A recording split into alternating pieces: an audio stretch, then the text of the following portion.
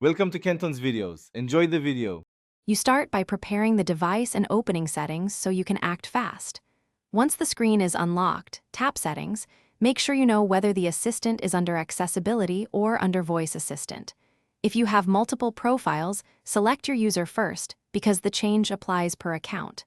Now scroll or search for the assistant entry. This is the first actionable step. You're removing activation, not deleting app data. So proceed to the Assistant Controls panel to access toggles and permissions. Once you're in the Assistant panel, disable each activation method so the assistant stops listening. First, toggle off the wake word. This prevents voice triggers. Next, disable any physical button activation or keyboard hotkeys. Those are easy to miss but keep the assistant active. Then revoke microphone permission if you want an extra layer of silence. This blocks all audio input.